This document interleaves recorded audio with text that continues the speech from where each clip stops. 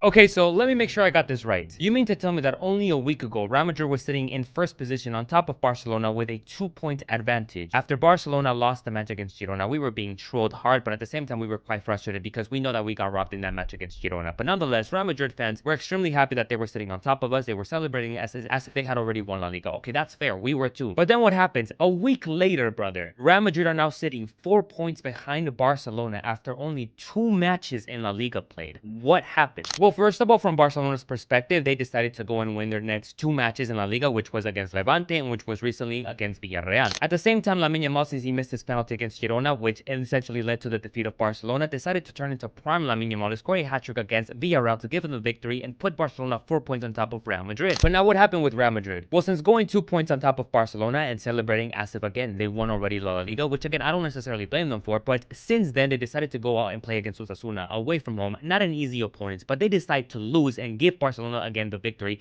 of that first position. The celebrations are over. But now after having an opportunity at home against Getafe, a team who is sitting in the middle of the table, a team who is literally from the same city as Madrid, and a great opportunity where you could win the match and at least tight the gap to 1 point, these brothers decide to lose at home to Getafe, bro. What? Look, I've been in these games way too much to be making fun of Real Madrid at this point in the season. I'm not going to do that. I'm not going to celebrate as if Barcelona already won the La Liga. But what I just find unbelievable is the fact that only a week ago, Real Madrid were sitting on top of Barcelona with 2-point advantage. And fast forward 1 week, they are now sitting 4 points behind Barcelona. They have dropped 6 points in the matter of a week. That to me is just bemusing. Maybe it's another time for a wake-up call. Maybe the Santiago Bernabeu needs to boo them again for them to again wake up and realize that there's still something in here to play. Wow, please drop a follow and let me know what you think.